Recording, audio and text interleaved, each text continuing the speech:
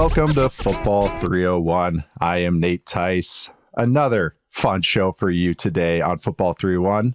I'll even say stupendous on this one. We got a lot actually in this show.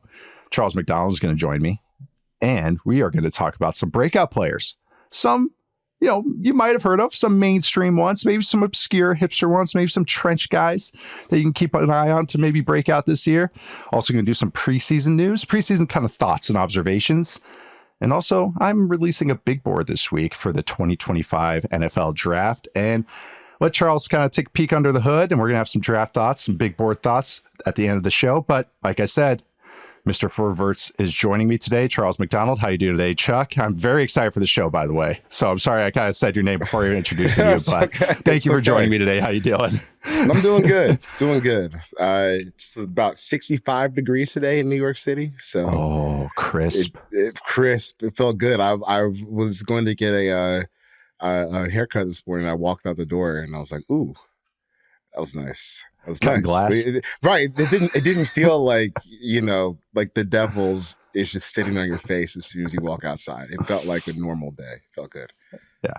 As someone that lives in Vegas, I've been just peeking at the weather, and today is the last official hot day. It's 105 high, which actually here is tolerable. Believe it or not. But then now we're going to go to LA together. We're going to film something in LA together, which I'm very excited about with our friend Matt Harmon. But after that, when I come back, then I started seeing highs of like 92, 88. Yeah. Oh, now we're doing great, because that dry heat is perfect once it's the 80s and 92 and all that, because that feels more like 78, 80. It's great. It's fantastic. So, you know what else is fantastic? There's big news if you like money. I'm getting so much better at these transitions. Yahoo Sports and NBC Sports are teaming up for $1 million sweepstakes. All you got to do, sign up for a Yahoo Fantasy League for instant entry. Someone's got to win this $1 million. One of us does. And you have to do it before the week 1 of the NFL season. Details at yahoo.com/fantasy-million. I did a panel a few weeks ago. I think I intermixed yahoosports.com/fantasy-millions, yahoo.com/fantasy-millions, yahoo.com/fantasy-million. I think I said every variation of that URL, but it is yahoo.com/fantasy-million. But today, we are going to be predicting some breakout players, some obvious, some maybe not so obvious, and maybe some you haven't heard or you just only heard their first album, but we're telling you to keep listening to them. Some old iterations of this show have featured Justin Madubuike, Kyle Duggar, Tyler Smith, Rashad Bateman twice. So I did not bring him up a third time, my guy Rashad Bateman, but maybe Matt will next time he's on our show. But like I said before, we're going to do some preseason takeaways before we hit on those breakout players. I want to start off with, rookie quarterbacks is a pretty easy subject to hit on for preseason stuff. So week 2 happens. All the rookie quarterbacks play except for J.J. McCarthy and Michael Penix of your Atlanta Falcons, the number 8 pick, who is the backup quarterback this year, or slated to be behind Kirk Cousins. Did not play, did not even suit up a series, did not even come out for warm-ups and pads or anything like that, was in shorts just like he's the starter. Raheem Morris says he won't play again this preseason. What do you think about this, Charles? I just want your bold, not bold, I want your naked takes on this, like your first thoughts when you saw that Penix wasn't playing, and then the aftermath of Raheem Morris's comments. It's just, why do you guys keep doing this? Like, no, this is dumb. It's just dumb, because he needs to play. He flat out needs to play. If you're going to do this thing where you acquire Kirk and Penix in the same offseason, financially, you can't get rid of Kirk for 2 seasons. So you're locked into him as your starter. And not only that, because I've seen, Falcons fans be like, well, can't we just get rid of Kirk after 1 year? Well, do you want to pay AJ Terrell? Do you want to pay Kyle Pitts? Do you want to pay Matt Judon, who you just traded for? If you do, then yeah, you want to keep Kirk Cousins on this roster, because the thing that's going to make it harder to sign those guys is a big old block of dead cap that you can't move from Kirk Cousins being, moving away from his contract so fast. So with Penix, he has to play in this preseason, because when is he going to play? You've already said the best case scenario is he doesn't play for 4 years. So what? You're gonna just not ever let him touch the field? We've seen enough. Right. So 13 passing attempts against a backup Dolphins defense. That was all you needed to see. That's it. And you're just convinced that, oh, well, he's the starter. But now the thing is, you invite the conspiracy theorists to come out and talk about this, where you have, oh, well, is Kirk Cousins not healthy? Because if you were going to tell me that Kirk Cousins actually was not healthy enough for week 1, then yeah, I might sit Penix too, because then we're looking at QB3 starting the season if Penix were to get hurt. But if he's healthy and you don't have any intention, as Taylor Heineke has spoken himself, he does not see himself on this roster. So why is Michael Penix not playing in these games if you don't expect to play him? It makes no sense. And they keep acting like they've stumbled into like some world or some plane that no NFL team has ever existed in before, where they have this young rookie quarterback who they think is good. That doesn't matter. He still needs to play. This is crazy. Yeah. And we were messaging privately about this, and I thought you had a great point too, and I think it was more of a back and forth, but you brought it up. This isn't like he's replacing Matt Ryan, who's been there for a decade, 12 years, 14 years, is a legend, and okay, now we put him out the pasture or trade him, and then now we got the new guy. Kirk Cousins is not an established figure in the Atlanta locker room. I mean, he's not even an established figure among NFL pundits. Now imagine him in a locker room. I mean, no one knows where he ranks on the hierarchy. It's not like he's a bona fide, oh yeah, this is a guy. You know, it's like, oh yeah, he gets the job done. But it's not like Kirk Cousins comes in and it's like, oh, this guy's a brand. And I'm not like just trying to, I'm being funny, though, but being kind of serious too. Like, it's not like people come in and go like, oh yeah, this guy just won the Heisman. This guy, you know, it's Kirk Cousins. I think that you're creating kind of a uphill sledding for him, and not saying it's not fair to Kirk Cousins. He got paid plenty of money, and this is why you get paid plenty of money. Like, prove it. Like, this is you better be freaking proving it. So I'm not saying woe is him, but just these are the little things, the minutia of all these decisions that are kind of adding up, and kind of it's I don't know. I wouldn't say concerning, but just kind of like, what are you guys doing? Like, kind of just what, like, you guys are really acting like you solved something that no one else has, and it's just kind of, it's weird to me. Hubris is the word we keep coming back to. And that's just what's kind of, it's just interesting to me. Like, it's not just throws, it's plays, and it's just stuff like huddling. It's stuff like understanding maybe a matchup that week. It's learning what the changing third down plays every week. And yes, he's an older player, but it's different in the NFL.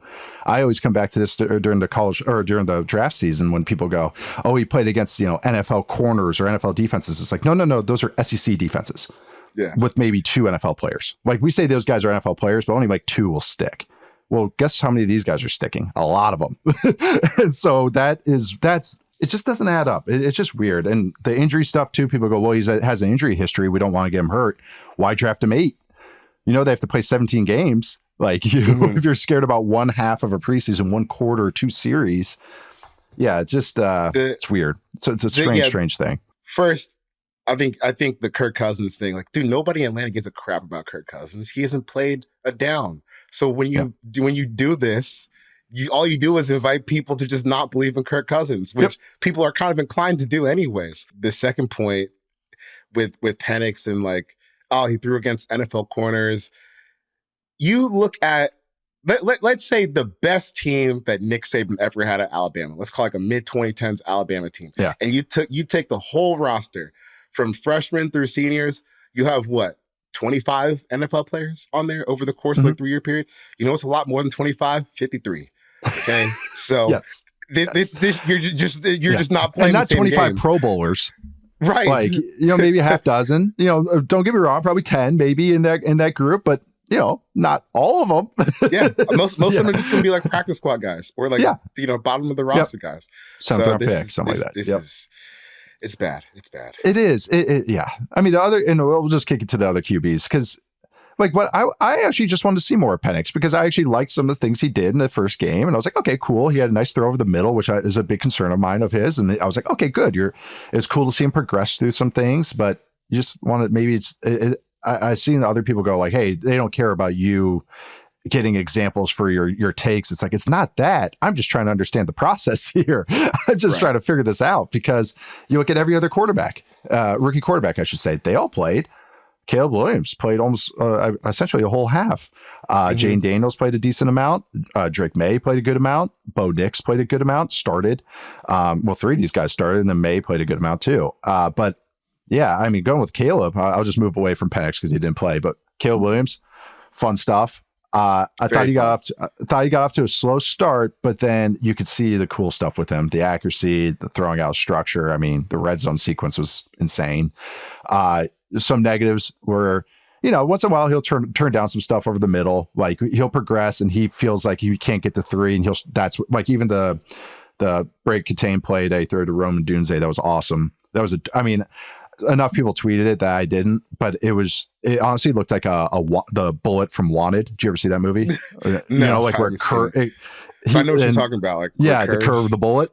It really looked like that because of how he was thrown left, and it was just a cool little physics moment. But he understands that stuff, so it's like little things with him are really fun. Any Caleb thoughts? Any Bears thoughts? Anything from that game?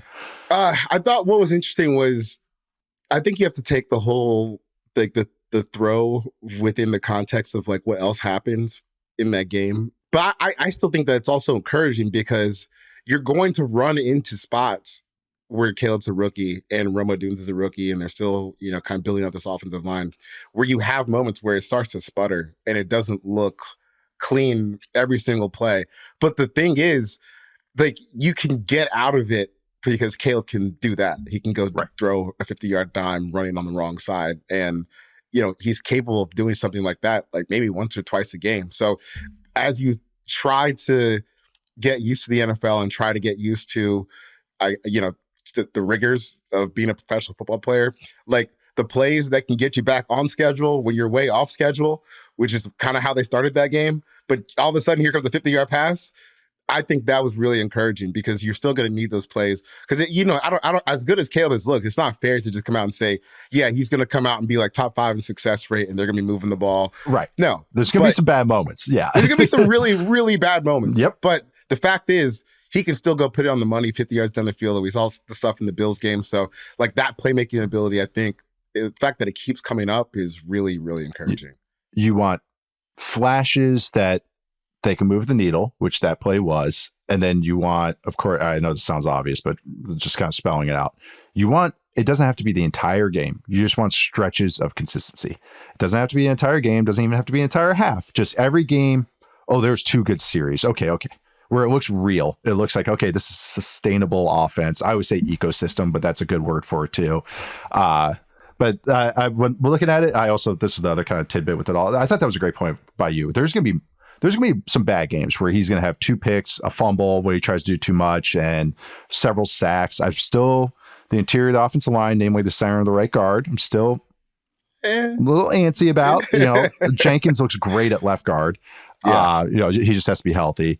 And I like the tackles a lot. Darnell Wright is going to be one of the breakout players, spoilers, but he looks great. But he's going to have moments where there's some downslope, but it's just like you said, it's just chasing those flashes that are real flashes. It's not luck. It's good players create their own luck. He is putting it in spots that if you have good teammates like Roman Dunze, they can make plays. And that's exactly what you're chasing with these guys. Jayden Daniels had kind of a nickel dime fest. Yeah, which is, I think it was more of a, Cliff is back more than anything about Jayden Daniels.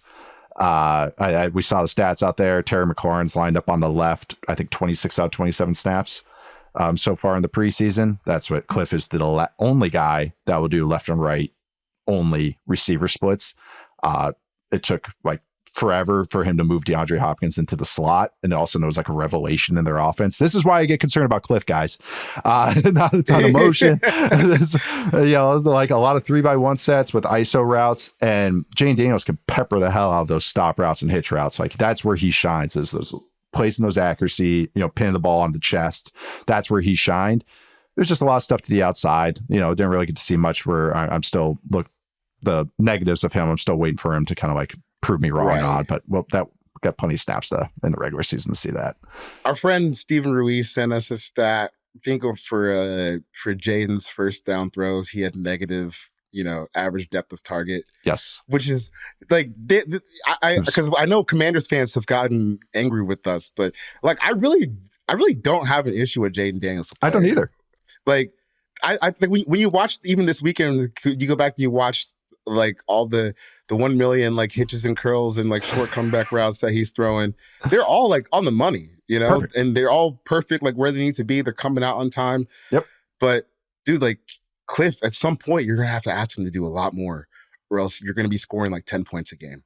Yeah, because it's just not sustainable to come out and play like that. It's just hard. It's the same issues we have with the Broncos a little bit, but the Broncos that we like, Sean Payton has showed more than, but it's that when you're relying, this is what defenses want you to do right now. Okay, be hyper efficient. Prove it. All right, we only think 5 quarterbacks in the league can do it. Are you one of those 5? Prove it. And that's so playing into that is not my favorite strategy, to like play into exactly what the defense wants you to do. Like, and I do think the run game will be cool. I even if the line's not great, I see that the opening that Daniels brings with it. I did always think Cliff had some creativity in Arizona with that stuff with Kyler and some stuff he did with James Conner. So I do think that will benefit. That's where most of the throws came on too, where they're bubbles attached with the runs. I mean, we're going to see a million of those. And why it was such a like, oh yeah, Cliff is back because that's gotten weaned out of the NFL. Like people still do bubbles, but not as much as they used to because defenses are really good against them now. They know what you're, okay, we're going to bring in slot pressure. You're going to throw the bubble. The safety screams downhill and just, it's a new game, Cliff. So yeah, that's where I think it's more of a Cliff. Question marks are still out there. Daniels is going to be smart. All these guys too, I want to mention this. So I'm not too like, all these young quarterbacks are handling the offenses really well. All the pre-snap stuff's really good. That I will say, I will commend every single one of these guys, even guys I'm maybe a little lower on, or offenses I'm a little lower on. I will commend them that they're handling some stuff, which is cool. Daniels included. All right, moving on to Drake Maye, the number 3 pick. Fun stuff, some misses, kind of what this is the good and bad of Maye and why I get excited, why he was my QB1 is you saw the big arm, you see better pocket movement than he's been good credit for, which he showed in college all the time. You saw a great progression on some plays, which he showed in college all the time. But you got to see that everyone's going, oh my God, look, he could do it. Look, oh my God, footwork drills for 2 weeks and look at him. It's like, no, he didn't. But yeah, he also had some misses. Throws to the left and short throws to the left are weird for him for some reason. And I'm trying to figure out why. He'll throw them high. I don't know. And that's been a thing in college too. So that happens with a lot of quarterbacks throwing left for some reason. We overstride. So I'm curious as to how they fix that. But any thoughts on Drake Maye, Patriots offense, all the fun stuff there? There was a throw where he moves in the pocket, steps up, and just launches a goddamn missile like 50 yards down the field that was dropped, I think, by Javon Baker. He's had a little bit of a rough preseason. Yeah, rough. I was low on him anyway, so I think Patriots reports say he's had a little bit of rough camp too. Yeah. But like to me, like that's the difference where like Drake and Caleb are going to be in their rookie years, where they can both do something like that. But where Caleb, he's got like DJ Moore, Romo Dunes on the other side, and Drake Maye has Javon Baker and like Tyquan Thornton or Jalen Polk right there. So we'll see. But I do think with Drake Maye, I don't really understand the whole, the tackles are so bad, you can't play him this year thing. Because, dude, is there a guarantee it's going to be better next year? Right. So you're going to sit him next year too? Like, I don't know. There at no point is being an NFL quarterback an easy thing to do. So no. Look, and Jacoby has been terrible this preseason, so you might as well just go out and just rip the Band-Aid off. And May 17 games. Let's do it. I think the line is way further along than people realize. I think the running is going to be pretty good. The interior is pretty good. I like the coach. I keep saying that.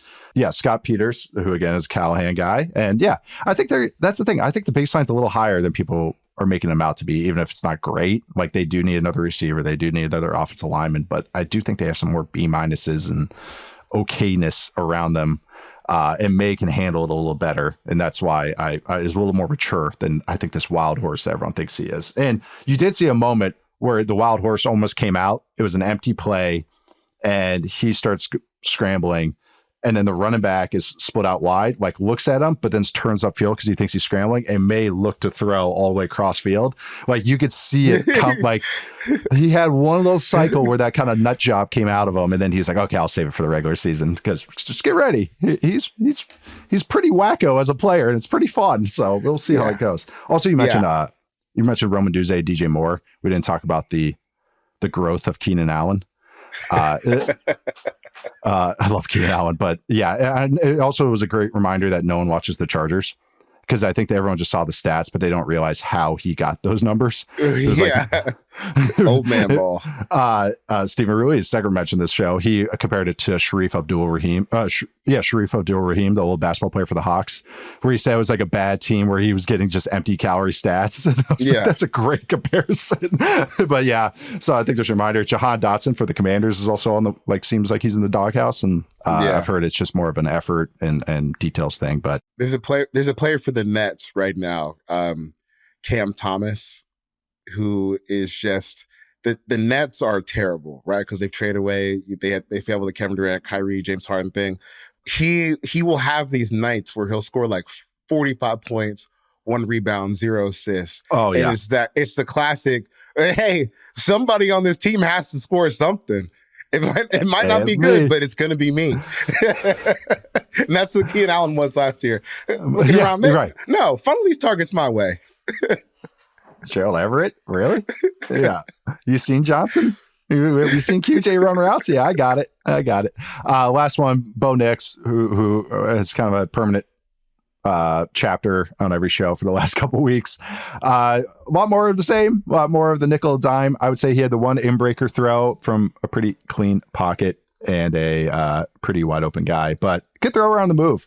That is one thing. He is a good thrower on the move, and he's got some accuracy underneath. It's just a lot of underneath throwing. And then he passed up on mesh again to scramble left. That's the play that he threw to touchdown. He got caught flag for throwing past the line of scrimmage. That was another mesh concept, which was the same one I went on a rant on last time. He passes up the guy sitting in the zone, and scrambles left again. But yeah, more of the same. The run game looks decent too with the Broncos. Yeah. But I will say that. And I again, Sean Payton could dial up a freaking ball play. Like he really can. It's just that what's the upside of this offense? Where are you at with them right now? Yeah, I feel the same way. Broncos fans have been pretty upset with us. It's really tickled me. Honestly, it's made me laugh more than anything. Dude, the Bo Nix, like, yeah, Sean can drop a play, and Bo probably can figure out how to run it. But like, can you execute it when you get out there? That's the only thing that matters. I just think that the margin of difficulty is going to be tough for him. But whatever. You want to keep crying, Broncos fans? Go ahead and keep crying. I'm not reading any of that stuff anymore. Yeah, it was the nickel and dime. Yeah, whatever. We'll watch it in the regular season. We'll have more takes for them. Okay, real quick, other rookies. Just real quick one-liners on these guys. A couple offensive linemen stood out to me. Kingsley Suamataia from the Chiefs, left tackle, had some nice moments. Looks like they found a starter there, which is huge. He already looks better than Donovan Smith last year, which is pretty, like, that's kind of tells you a lot. Cowboys, first off, Cooper Beebe playing center from Kansas State.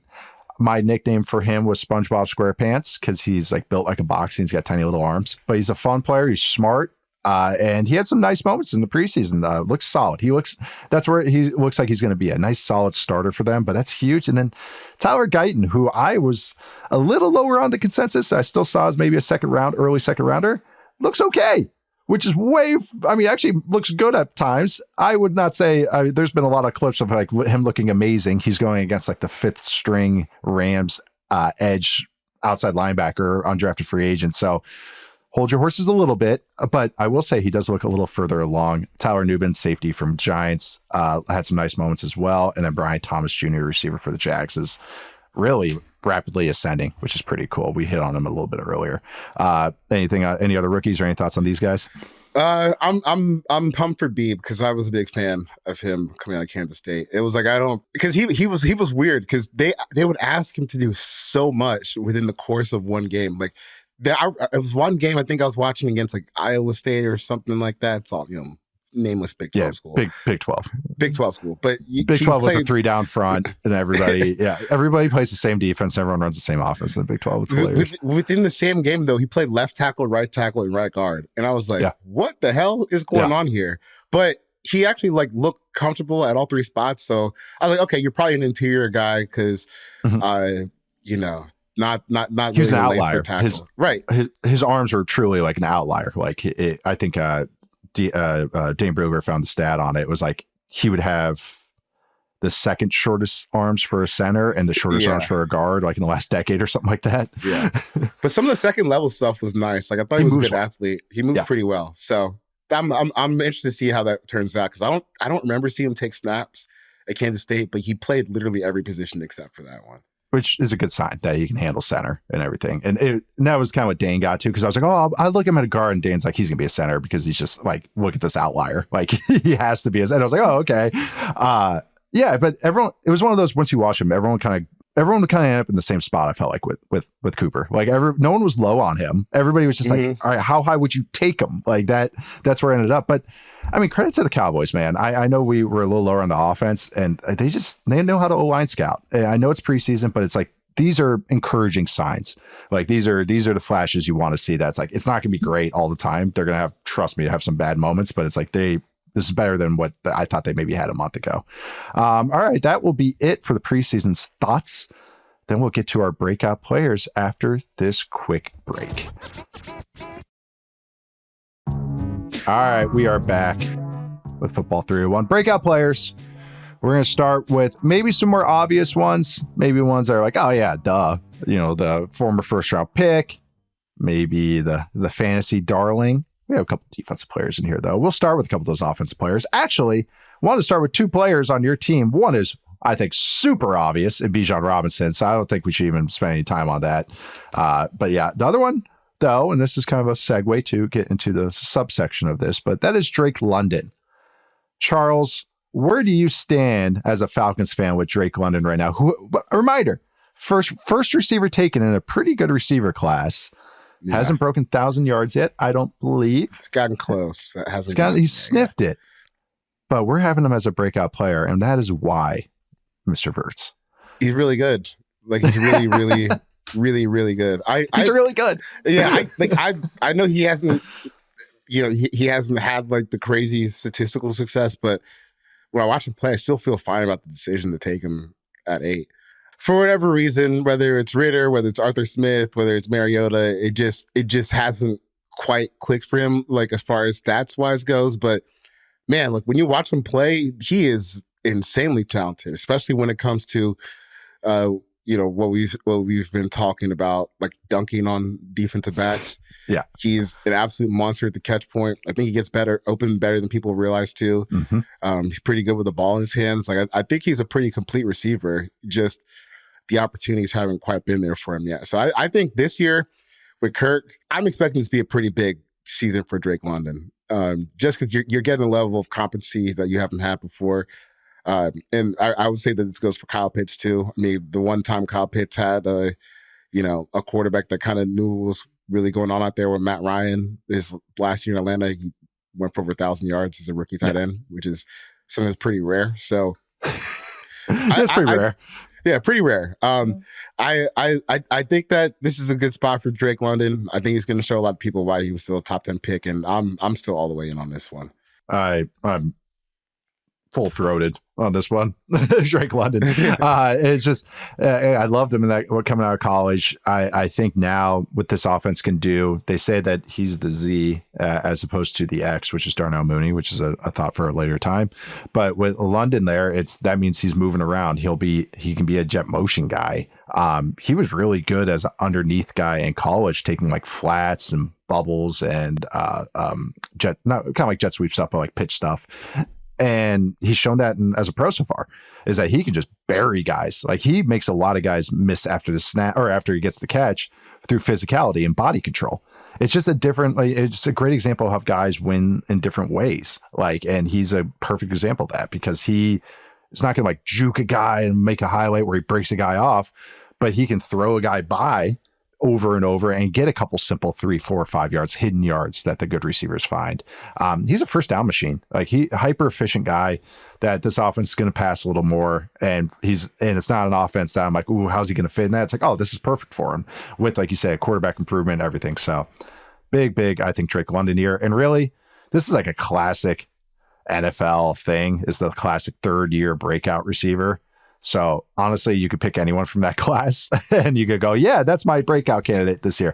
Not Jahan Dotson, but Chris Olave, Jameson Williams, Garrett Wilson. Garrett Wilson already won Rookie of the Year, so how much more can he break out? But he has a great chemistry with Aaron Rodgers. So this was a producer nom, Jaxon Smith-Njigba from the Seattle Seahawks, another receiver that from preseason has encouraged me.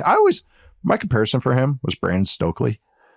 And so it's like, that manage your expectations with JSN.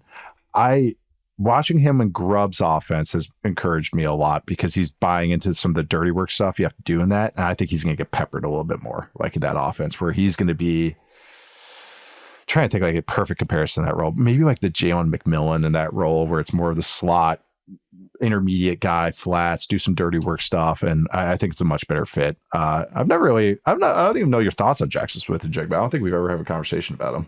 With JSN, I don't know. I mean, I just feel like it's going to be tough for him just to get the targets all the time, maybe that he wants, because look, DK Metcalf has his faults, but I understand throwing to Megatron, like Megatron 2.0, or maybe we'll call him 1.5.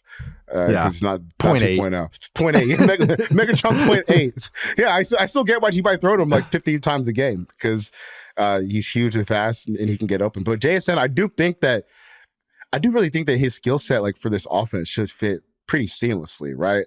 It's just more about like the opportunity. But I wouldn't be surprised, like at the end of the year, if he has just an insanely efficient year from just like, a target to like what you're doing on this target standpoint.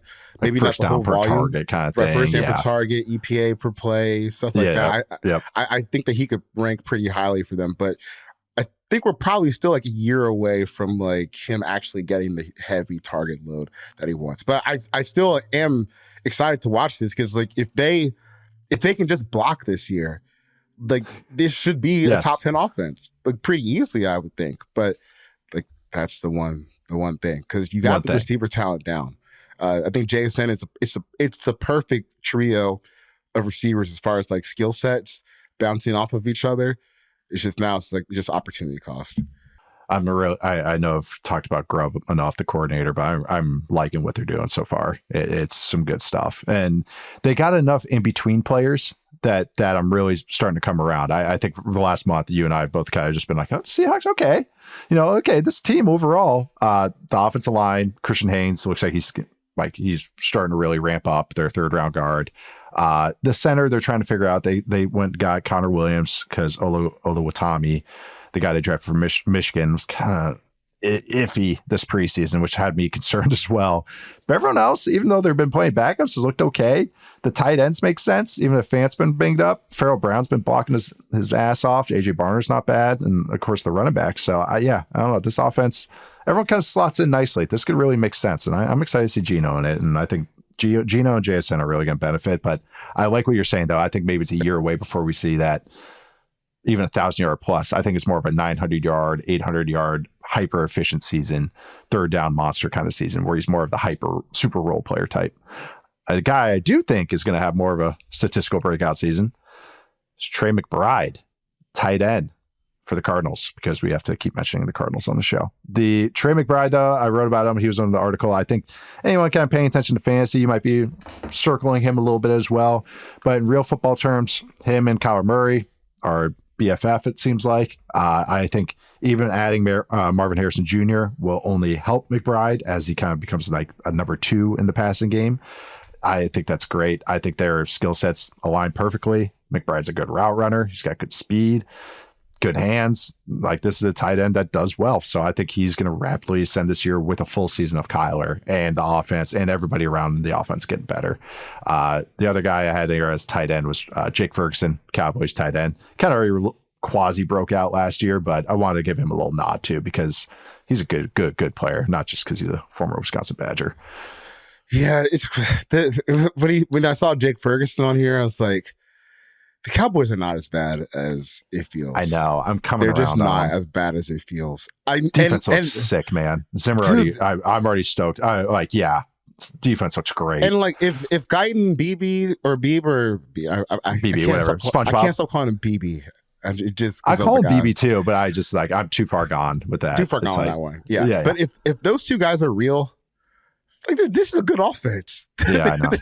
It's a good offense, and the defense is good too. It's just, dude, stop dragging your feet on a core that we know is good, Jerry. Like you start over from here, it's not going to get much better. Even though, like if I were him, I would probably have a little drafting hubris of my own. But come on now, keep the good stuff. These aren't in between players. This isn't like Michael Gallup that you're overpaying. This is, these are dudes. Like these are like real deal dudes, like elite needle movers. These are the guys that you definitely pay and don't think twice about. And what does our friend Richard Johnson always say? Cap's going up. Well, we'll see about the Sunday ticket lawsuit. Maybe it's not. Yeah. Maybe it's not going up. I think that's maybe why Jerry's going like, hey, why do we have a cap again? I make all the money. Yeah, that's my Jerry Jones impression. All right. Now, moving on to some former first-round defensive backs. One has already looked amazing this preseason. Derek Stingley Jr., corner for the Houston Texans. I know our friend Deontay Lee has been had shouts from the tower of Derek Stingley. I had Derek Stingley with the same grade as Sauce Gardner in the draft class a few years ago, which had me a little scared for a few years, but it looks like it's coming not to a not bad prediction or not bad production prediction, I should say. Where are you at with Derek Stingley Jr., Chuck? A fun player. Oh, he's a stud. I'm glad that the breakout finally happened. I feel like the true like the start of the breakout happened last year, and then this year you get the true stuff where, because I remember when he was an 18-year-old starting at LSU. I was like, oh my God, this guy could play in the NFL today. Like he was that whole random when we're saying this is an NFL defense, you're going, yes, SEC actually applied for Derek Stingley. Though. Yeah, that was one of the guys where it's like, oh, okay. He's 18 and he's like holding his own against the trio of receivers that Alabama had a few years ago. It's like, okay, dude, people were calling him Baby Revis when he was 18 years old. This has been really cool to see because now he just looks like ready to take this game to a whole new level. And he's kind of reached like, do you better not throw any bull crap like in that area? Right. Because that throw that Daniel Jones had. Right. To clean pocket down the sideline to Jalen Hyatt. And he underthrew it so hard. 1 yard short. Easy. So Picked. easy. Picked. Yes. But that's the place that Stingley has arrived to, I think, where like if you're going to throw to that side of the field, like you better come correct or else it's getting picked off or it's getting knocked to the ground because he has that skill level. So I'm pumped for him. I'm really excited for him because I feel like people were kind of giving him a hard time with how fast Sauce Gardner got off to his start, but there might not be that much separating them after this season. Yeah, he looks like he's joined that table of true outside guys, outside lockdown guys, which is only like 4 or 5 right now. I think Surtain is number 1 to me. Sauce is 2 probably, but after that, wide open. AJ Terrell's probably a tier 2 guy, but Stingley can go in that tier 1. I'm trying to think of some other guys. Ward's up there. I don't even know like who the tier 1 guys would be with Surtain and Sauce. Like Ward's like kind of like the borderline. He's played so well. Snead is like a tier 2 guy to me, but he has it's just a unique play style. That's why it works. I'm trying to think who else would be up there. Are we in a cornerback desert? We just have a lot of like more like pretty good as opposed to like, that's how it should. I always think that's kind of elite shouldn't be thrown around like willy nilly, like So like we got Witherspoon in Seattle. Oh, Witherspoon is slot. Yeah, slot guys are kind of their own thing. Yeah. Because like Branch is a slot guy. Marlon Humphrey's a tier 2 guy to me. Marlon's so funny because it's just like, dude, he's good, but his bad plays are so bad. So bad. It's because he does not care. Like he truly will go. He's the guy that gets dunked on all the time. Yeah. You know, that like Brandon Knight, the basketball player. Like he just doesn't care. He's just going to get dunked on because he's going to try. Tackles his ass off too. Mhm. That's why I love him. God, now I'm really trying to think. Like I know I'm missing somebody, and someone's going to yell at me. Oh, the Bears guys, Jalen Johnson. Oh yeah, he's tier 2-ish to me too, high end. But yeah, so tier 1. Yeah, maybe 3 guys. Maybe 3 guys. Yeah, and that's what we're saying. Stingley can make. Another guy that I think maybe will be more like a tier 2 guy this year is Deonte Banks for the Giants. I'm pretty high in the Giants defense overall. He's aligned in the slot a little bit this preseason, which I think is interesting because that's been surprising to me. Yeah, and some of it was man coverage where he followed a guy, but still that's interesting where they said, no, don't follow him inside as opposed to, like stay outside, and because some teams will dictate that. So yeah, interesting. I'm still Giants defense had some moments. Brian Burns had some really sweet moments in the second preseason game. So yeah, I'm still up there with them. But yeah, Deonte Banks though, I know it's a young back end. I already brought up Tyler Nubin, but the safety, but Banks is a really good player, really, really good one that I think is going to kind of ascend this year. Last one I had to throw this out was George Karlaftis. I don't know. Have you seen him this preseason? He looks unblockable. Yeah. So that's I had a former first rounder that's been like kind of like a nice, really good number 2 for the Chiefs. But yeah, he looks even maybe a little bit better this year. It's crazy. You roll the dice on a 20-year-old who's 6'4", 270. It can bend like a 220, like a 20-pound edge rusher, and it his turns nickname's out a Greek freak. Well. Yeah. It's weird that this ended up turning out well. I almost feel like to a degree you can scout edge rushers sometimes like baseball players. Like, I don't even need to see like if he what was it 6'4", 270, 20 years old, threshold sub 7'3" cone. We'll take him. We will take him. Yeah, especially when you're like a team like this, you're picking 30. It's like, why not? Why not? Why not? His tape was always funny because you could tell he's learned the game. So like he always got better as the game went along. But like you always tell if you just watch the first quarter of him at Purdue, you'd always just be kind of underwhelmed. I was, and then you watch the games as they went along. He would be like, "Oh, I'm going to try this now. Oh, I'm going to try this. Up and under. I'm going to try that." And all of a sudden, and he like came along. Kind of what's going on as a pro, where it's like he's starting to piece it together. He's got a damn good coordinator too that's going to line him up and get him going. So yeah, like you said, sometimes you just bet on traits. Just get him in the right situation. It works out. It's kind of that. I mean, having Patrick Mahomes kind of helps you do that too. All right, we are going to take another little break, and then we're going to come back with some more breakout players and then some big board thoughts. See you guys in a second. Alrighty, so this is the obscure hipster section. I don't even know if we'll go, like, can you say like lineman or hipster? I'm gonna, but yeah, more trench play in this section. This is more of I'm pretty excited about.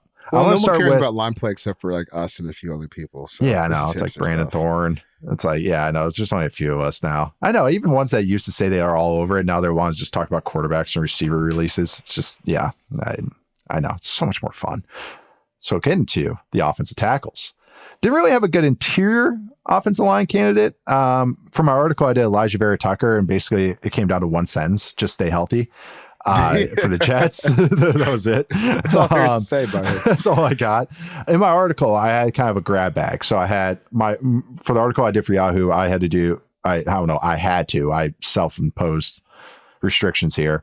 Year 3 or later, couldn't have like Pro Bowl, couldn't have All Pro, couldn't have any awards like Rookie of the Year or anything like that. Obviously, tackle's not going to get that. But I had Charles Cross, tackle for Seahawks. I thought they had some flashes as a rookie. He was battled so many injuries last year, and just looked up and down. Hopefully, he comes back this year, but I think he's so talented. Then I went with a couple college teammates from Central Michigan, and that is Bernhard Raimann, who's the left tackle for the Colts, and Luke Gedeke, who's the right tackle for the Bucks. Just wanted to give those guys a shout out. They already kind of ascended last year, but I think they're going to take another little half leap this year. So I want to cross to a borderline Pro Bowl maybe leap, and then these other guys to like really good starters or good starter leap. So do you have did you watch these guys coming out? I think we talked Cross back in the day. Yeah, we definitely talk about Cross. I like Cross. One guy that I actually didn't watch in college who I've really come to enjoy is Raimann. Bernhard. I think he's a good quality guy, and it was kind of like They had. I'm trying to remember who they had at left tackle for a long time before him. That was like, was it Costanzo? Yes, who was like good, but like not great, like not spectacular or anything. And the Decker tier. Yeah, the Decker tier. And it feels like to me like Raimann has a chance to like get into that spot where he's not like perfect, but you go out there and you start him for 10 years, you probably feel fine about that. That's where I'm at with him. Because his arms aren't very long, which always scares me on the edge or outside. But he was a good athlete. He was late to the game because he was, I think he's Austrian. Yeah, he's Austrian. 32 and 7/8. That's not that bad. It was just that he was just kind of he was a good athlete and all that. When he got taken though, and everyone's like, oh yeah, I thought he was like, oh, maybe a tackle, maybe you have to bump him in the guard and he's like a zone guard or something like that. But they were like, yeah, we're starting by left tackle. He's our tackle of the future. I'm like, yeah, sure. Okay. Whatever you tell yourself. Like especially what was happening with the Colts line recently. I was just like, yeah, okay, whatever. Like whatever, if that's your answer. And it worked. Like he actually looks solid. The scheme helps a little bit, Steichen, a lot of RPOs, play action stuff, but it's like, yeah, he looks solid. I think it's a great call by you where he looks like that kind of solid to good, like starter of the future. And same with Gedeke, same exact tier, just on the right side. He went from a negative as a rookie, which just happens, to I was like bumping Wirfs over to left tackle made a lot more sense where you have that. Like I thought they had 2+ starters, 1++, 1+. So Gedeke for the Bucks. 2 rookies or second year players I want to shout out to. I already mentioned them earlier, but Darnell Wright, right tackle for the Bears. Paris Johnson Jr., left tackle for the Cardinals. Just 2 first-round picks that kind of more obvious breakout second-year guys, but both have looked the part as rookies and should send this year. Get to the defensive line. I presented a little list there. You threw one in there. Let's start with your guy first. Who was your first kind of defensive line breakout candidate, Chuck? I put Devontae Wyatt from the Green Bay Packers on there. He's an interesting guy to me. I know maybe I'll get called a homer because he played Why is that? Because he played for, the mighty Georgia Bulldogs, back-to-back national champions, 2021 and 2022. Greatest defense in college football history, all that stuff. All of them turned out to be great pros. Yeah, none of them have been good pros yet, except for Jalen Carter. So fun. I'm going to study it one day and just be like, what happened here? But Devontae Wyatt, he's interesting because he was an older prospect, which is it's kind of becoming more common, and I think it's just gonna be a phase once we get out of this gap of guys who got the COVID year, and if you get the extra year in college, why not take it? And that's how you end up with a Kenny Pickett going in the first round because he stayed just long enough where you got to play with Jordan Addison, and that changed the trajectory of his life and made him a millionaire. But he's still ahead of Tanner McKee somehow, right? Still ahead of Tanner McKee, blowing my mind. No sense. Another preseason standout, Tanner McKee. Makes no sense whatsoever. But with Wyatt, he's got everything that you're looking for, just in terms of size, strength, speed. But the whole package hasn't been put there yet. But I think this year, the interior room for Green Bay, it's a little crowded. There's a lot of bodies there that can play. Maybe it will just give him better, blocking situations where he can go and take use of that 4.7 speed. Because he's had his flashes, he's gotten better, I think, from year to year. And then this year is kind of where I'm expecting to see, all right, either you got it or you don't. Either you're just this guy that has flashes in the pan every once in a while, or you're someone that can do that consistently for stretches at a time. And I think he has it in him though. I do too. In preseason, again, early returns, preseason, all those disclaimers and everything, but it looked good. It looked like they figured him out where it's, hey, you can get after the passer, you can shoot gaps, as opposed to maybe being a plugger type that we're trying to pigeonhole you as. That's much better for him. Find ball, get ball. And I think that's good. It feels like, like you said, their defensive tackle room's crowded, but they're figuring out the roles a lot better. Another guy want to shout was Carl Brooks. But I thought those two were kind of a nice little Bash Brothers pairing behind or working with Kenny Clark. They had TJ Slayton starting, but it feels like they're weaning him off to get wide onto the field because he just has more juice. So good shout out. Again, Packers defensive line continues to pique my interest. Staying in that NFC North is Alim McNeil, who already broke out last year. So this is just kind of reaffirming that he's breaking out. But he might be battling for like a Pro Bowl spot this year. He's good. He's very good. I kind of rewatched some stuff. He has some borderline unblockable moments that like star players have. And now he's got some help around him on the back end and the front end. So, that's another thing I want to mention with Derek Stingley is the pass rush is going to be even better with the Texans. That helps the corner because now he can be a little bit more aggressive, be just a little bit faster with all those reads that he has, and he reads the game great. But yeah, same with here with the Lions, where getting some help from other spots is just going to help out McNeil even a bit more. So kind of want to give him a shout. The Lions defense too, another kind of more and more interesting defense as you really look at their guys. Well, I had two more here. Roy Lopez, had to give him a shout out. Roy, dude. He's a good player. He's a good player. I feel like, okay, so Roy Lopez is someone who I was introduced to through Madden franchise.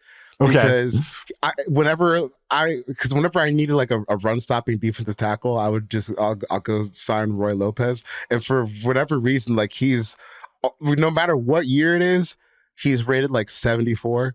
And I feel like that's the exact way to describe him in real life. He might be an 80 now. I'll give him an 80. He's an 80. No, but that's what he is, though. Like, trust me, I know this Cardinals defense is obnoxious how much I'm talking about all of them in general, but it's just he's flashed. Like, he was a scrap heap nose tackle from the Texans that the Cardinals weren't like, hey, we're signing him and playing him right away. They had him on their practice squad. So the Cardinals last year with the worst roster in the league were like, you can't even make our active roster or even our 53. You're a practice squad. And then they kind of brought him up and he played well. They have like several nose tackles like with real size that can play. It's kind of what they're going for there. He's good. In the preseason, he had some real moments. Pass rushing, like chasing stuff down, plugging the run. I'm all about Roy Lopez this year. Guy with a little bit more pedigree, another Badger, Keanu Benton for the Steelers. Kind of the youth movement they need up front there with the Steelers, kind of transitioning from Hayward and everybody as they kind of get weaned out. But Benton's a stud. Another guy that can rush the passer, play the run, 2-gap, 1-gap, do a little bit of everything. I'm pretty excited about him. You were a fan of Benton as well when you kind of took a little interest in him. Not just me having a little Badger bias here. No, I would have taken him in the first round. Because I had him over Maze Smith that year. I did too. He was behind Jalen Carter for me for defensive tackles that year. Yeah, because you start listing off. He's not getting pushed off the ball versus the run. He can 1-gap, 2-gap, rush a passer. Like if you can rush a passer from nose tackle, you can play for my defense. You can have a roll. You can do it all. Have a roll. He had a fun background. He was, another guy that's super young too, where you like just bet on young guys. At Wisconsin, he was the last scholarship offer they had in that class, and it was just kind of a hometown discount, give the local guy a little love kind of thing. All right, whatever. Doesn't enroll early. Because shows up, training camp, fall camp, just like the rest of the freshmen, just the month of workouts before. And he started as a true freshman. Like, just was on, and because everyone's just like, who the hell is this guy? Like, because he's ox strong. Like, he's a wrestler. That's like wrestler by trade. So he's figuring it out. That's why I just kept betting on this guy. It's like, these guys, like, he's doing all this and he doesn't even know how to do it like properly. Yeah, I'm going to bet on that. Perfect transition, though. Another Steelers second year breakout candidate on defense, Joey Porter Jr. Did want to give him a shout out. Nice frisky player. I think we're both fans of Joey Porter Jr. Yeah, player. Nasty player. I'll just rapid fire these corners. I know you had one to get to. Bears guys, Kyler Gordon in the slot, Tyrique Stephenson on the outside. Gordon, the last preseason game against the Bengals, he just took over. Yeah, he just almost knocked Jake Browning into the nether realm. It also blew up a bootleg play. It was super nice. That was kind of a nice encapsulation why I'm high on him. Tyrique Stephenson looks like a star on the outside. You had one of your guys from the Falcons in the Clark DB Phillips, room. Yeah. Cornerback from Utah. He's a guy that he had a ton of fans pre-draft. And then he tested. It probably fell. I know because he's a smaller guy. He's like 5'9", under 200 pounds. But I think it might have translated because like last year when he played and he got in, he looked great. I thought he looked really strong. There was a couple games where he was just blanket coverage from the slot, and you can play a little bit of outside too. So hopefully, they need him to kind of replicate that performance and improve if they're going to be able to put together this defense in the way that they would like. So with Clark, just put him out there at CB2, see what else he got at CB3, and then hopefully Justin Simmons can run it. That might be a decent enough secondary where you don't get killed. But I think they need him to be something, or else it's going to be a long season. Always love betting on 5'9" corners, yeah, 1 percentile arm length, 29 and an eighth. The early returns have been good, so we'll see. He's a football player. He's a better football player than it is. It's yeah. But you see why he goes in the 4th round, Right. Yeah, I know. It's just one of those guys. It's like 1 inch bigger, 10 inches more. He would be great, or 10 pounds more. But last corner, want to throw on there, Garrett Williams. He's more of a slot. They do some safety stuff with him. He's with the Cardinals as well, because we just got to keep mentioning them. You had another NFC South defender, another second-year defender. Who was that? Yaya Diaby from the Bucks. Yeah. And I it's funny because forgetting to mention him. I like watching him a lot, even though I don't really know like how good he actually is. Good he is? Yeah. Right. I'm glad keep going, because that's kind of what I was going to get at. It's like the effort is so high. Like every arms play are everywhere. Right. Balls to the wall. And I think he was one of those guys that ran like a 4.4 or something like that at the combine. It was something crazy for his position. And the speed is there. But it's just like when he's like actually pass rushing and engaged with a tackle, there's nothing. There's not a whole lot there. But he still ended up with 7.5 sacks. I remember I started getting intrigued, like, how does a player like this get 7.5 sacks? It's because he just tries his ass off, and he's really, really, really fast. And that's someone like maybe the ceiling's not that high because like technically skilled wise, there's still a lot to improve. But dude, if you're gonna be that fast and try that hard, you can play on just about any defense. So I really like watching him play, because I didn't watch him at all when he was in Louisville. And then when I got to the NFL and I watched him play, I was like, oh, this is fun. This is fun. I can get behind this. I would love to have someone like this on my team if I was a coach. No, it was a good call by you, because it's just, to me, it's just a whirlwind of arms. That's just, he tried. It was like, he's not going to be to this level, but Danielle Hunter, this is why people bet on Danielle Hunter, was that, oh, he's a freak. He's super young and he tries really hard.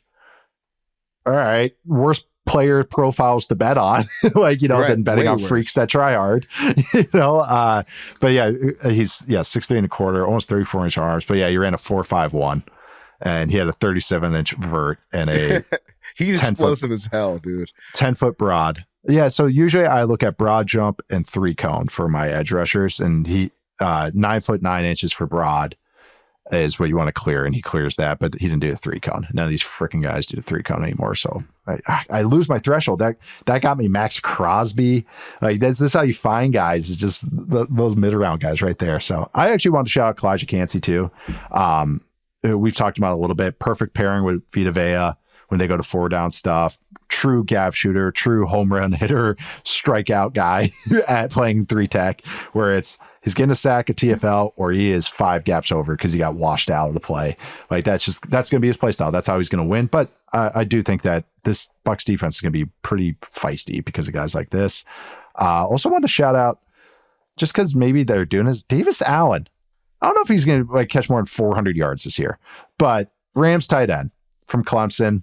Yeah, they like him a lot better. I liked him way better than I did in college, as little flashes as a pro. Keeps getting hurt, but he has, I think it was the Ravens game. Yes. Yes, he had some real nice moments. Yeah, and Mike was like, oh, you're a good athlete. And they really like him. They keep dropping hints about him. They signed Colby Parkinson too. I think they're going to do some tight end stuff, and Allen's a little part of this. Dude, I had no idea who he was until that Ravens game. And then all of a sudden, like, it's not just like catching passes, but it's like when you see someone like that big who can like dip and bend their hips, the body and, control. Get around, that's it. The body control. I was like, yo, who the hell is this? Mm-hmm. And then he had like 10 catches by the end of the season. But yes, love this call. This is a good one. Yeah, it's the class. My tight end scouting has really just gotten so lazy as I've gotten older, just draft the big fast guys and hope they figure it out. Like this is just really what it's turned into. And he went to day 3. You know, he was getting some hype in the pre-draft process. He kind of went to a perfect spot. So yeah, he has just more to him. All right, enough breakout players. We'll get the last section here. My 2025 big board drops on Yahoo this Thursday morning, so make sure you check it out. I sent Charles a little sneak peek because I haven't fully solidified like who's going where. It's either gonna be top 30 or top 40 as well. I haven't figured out how deep I'm getting into that, but I do have my kind of short list and my overall takeaways. I'll list off my top 10. How about that? That's going to be my one little spoiler on here, which is kind of not as fun. But my top 10 is as follows. I have Michael Williams, the edge from Georgia, at number 1. I have Abdul Carter, edge from Penn State, at number 2. And I feel pretty good about that one. 3, I have Will Johnson, corner from Michigan. 4, I have Will Campbell, tackle from LSU. 5, I have Mason Graham, defensive tackle from Michigan. 6, I have Emory Jones, tackle from LSU. We're going to talk about that. 7, I have Malachi Starks, safety from Georgia. 8, I have Travis Hunter Jr., corner from Colorado, and I strictly see him as a corner. I'll talk about that in a sec. 9, I have Kelvin Banks Jr., tackle. Actually, I see him more as a guard from Texas. And then 10, I'm still up in the air on who I have at 10, but just a couple names I'm looking at. Benjamin Morrison, a corner from Notre Dame. James Pierce, an edge from Tennessee. Nick Scouridon, changed his name, but he's an edge for Texas A&M. He was at Purdue. Kenneth Grant, D tackle from Michigan. Deion Walker, D lineman from Kentucky. I'm not saying tackle because he plays at freaking D end. Anyone that's saying that he's a big nose tackle hasn't watched him. And then that's the rest of my list that I'm looking at for the top 10. But thoughts, takeaways on the list I sent you, and really I have some more thoughts to go from that, but I have talked enough. What a blessed life Jayden Daniels lived last year, right? Right. 2 first-round receivers, a top 10 pick at receiver. You got 2 top 10 prospects at offensive tackle. That LSU offense was loaded last year. But yeah, I went back and I watched some clips last night when you sent this to me. And I think, dude, both those guys, like their talent absolutely merits being here in the top 10 at offensive tackle. Like Will Campbell, to me, there are some guys where you start running through the draft process, and like there are some guys where it's like, oh, 5 plays, I'm good. I get it. Yeah. I get it. And I think he's one of those guys. Like I feel the same way about Michael Williams, and especially about like Will Johnson, the corner from Michigan. I only need to see like 5-10 plays, and I get it, and I'm good. He's such an easy eval. Yeah. Yeah. He Will Johnson has a lot of Patrick Surtain to him. The second, he's a monster. PS2 to him. Yeah. I have him at 3, and really it's like, if you put him at 1 for this class, I actually wouldn't even bat an eye, because he's as clean as a corner prospect can get. Size, ball skills, understanding, hands, turning, like loose hips, using the size, and just actually like smothering guys. He's sick. I really liked him. Ever since we've had the COVID season where like Micah Parsons, Jamar Chase, Penei Sewell, they all skipped out and they came in and it didn't matter really. Yeah. My dad, like whenever we're home for the holidays or whatever, we're watching like the playoff games, he's started saying a bunch, like he'll ask me, oh, what year is that guy? Because it started with Brock Bowers, right? Because the Brock Bowers game versus Michigan, he asked me, he's like, what year is that guy? So he's a freshman. He's like, oh, if that was you, this would be your last college football game. Like you're going on ice for 2 years until it's out of the NFL. And now there's like a bunch of guys like where that thought process comes back into my head, basically. Like when you're watching sophomores, which one of these guys doesn't need to play any more college football? Will Johnson will probably be number 1 on my list for that one. Yep. And Will Campbell will probably be 2. Right. Of these classes, even though they're 3 and 4 for me. Campbell, I'm trying to, he's kind of funky because he has a weird stance. Like he stands upright. He has his hands like there, which is, I know some modern teaching to that, but he plays better than he looks. Like he's a better athlete than he looks, just as far as his stance, because his stance looks unathletic to me. But yeah, no, he's clean. That's the best way I can describe him. Is he an overwhelming, yeah, this guy is a freak tackle 1? Maybe not, but it's like he's very, very good at the very least. And maybe I'm underselling and I want to see maybe another year of it, but it's like, I see what this guy is. This is a starting tackle. Emory Jones, the other tackle who plays right side for him, probably has more upside than Campbell, which is pretty nuts. But he's a little bit more freaky, has the longer arms, it looks like to me, has some kind of more trait stuff to him, but it's like his is a little more projection, but it's easy projection. It's like this is what a top 10 tackle looks like, even if it's not all 100% clean. I wanted to talk to you about Malachi Starks, the safety from Georgia. He should even be higher for that dude's. Talk about football players. Football player. What's your thoughts on Malachi Starks? Yeah, give me the Georgia fan synopsis of Malachi Starks. I was really hoping that Caleb Downs was going to come to Georgia, so because they were on the 1 yard line, so that I could claim that Georgia had the best safety duo in the history of college football, and I think that I would have had some merit to that if they could have got Caleb Downs, because Malachi Starks, the other half of the would-be duo, is really that good, and it really started because I think I want to say he was recruited as a cornerback coming into Georgia.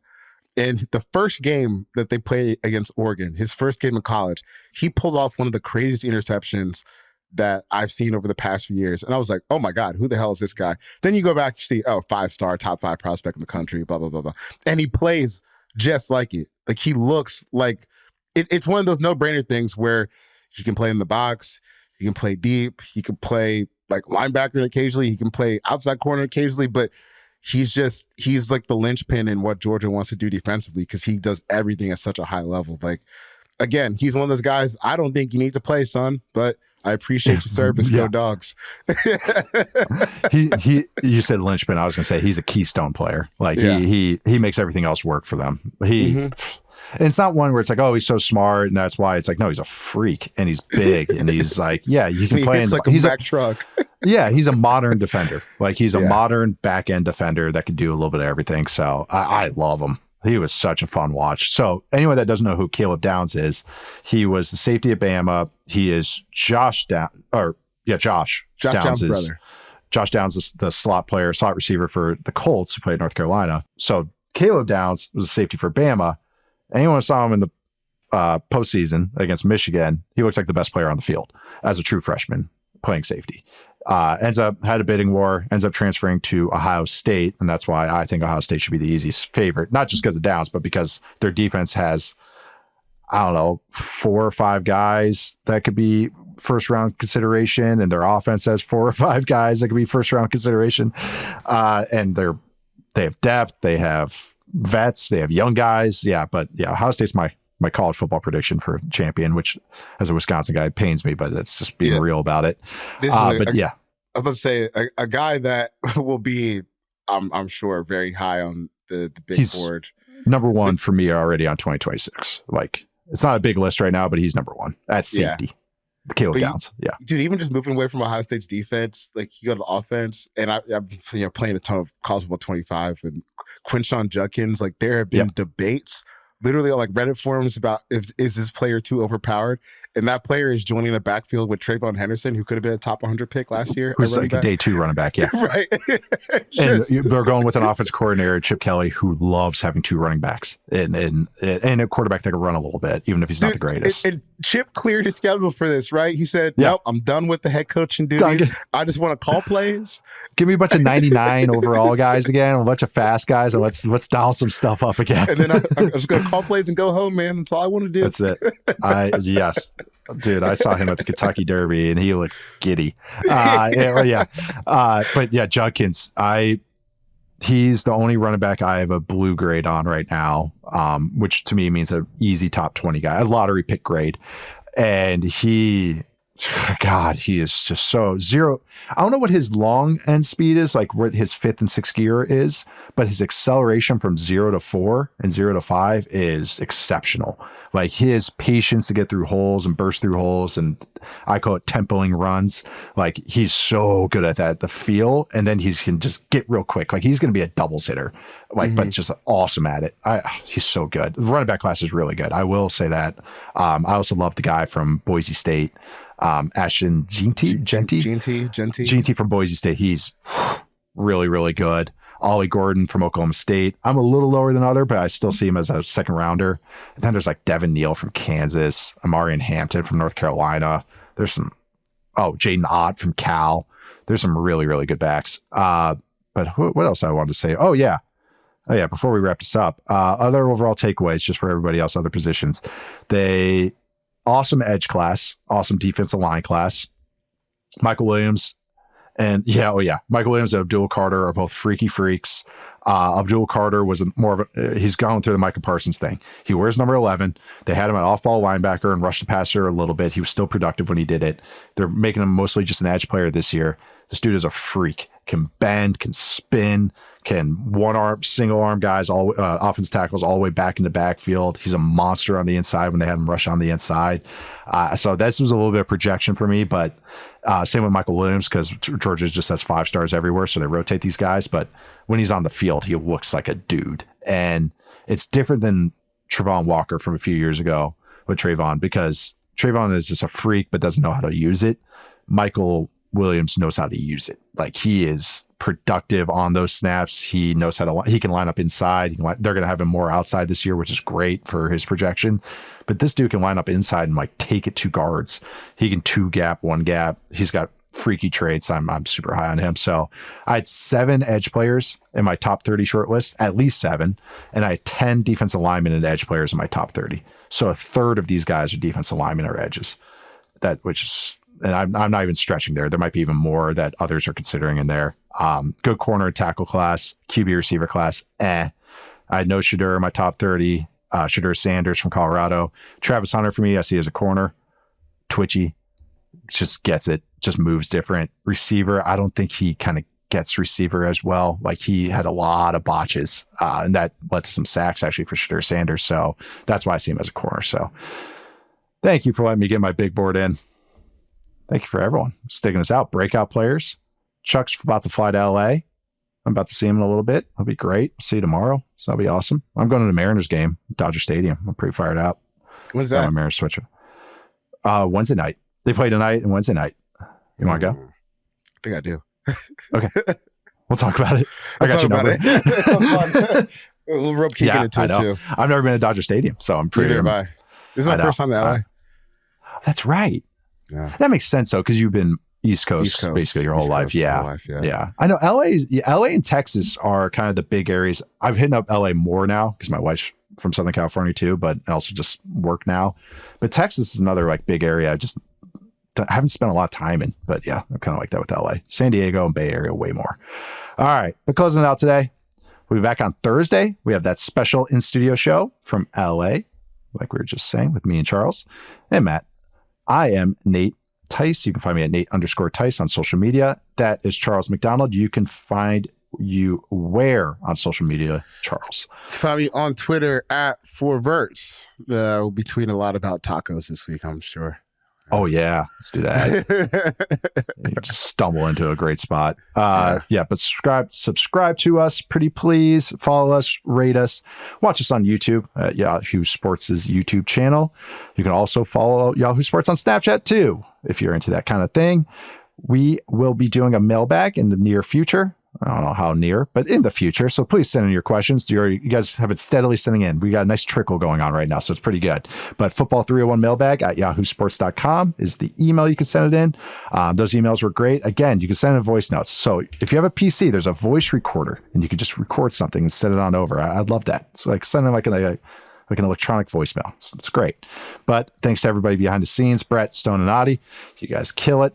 Thank you for making us look good. We'll be back on Thursday. Thank you so much for listening. See you then.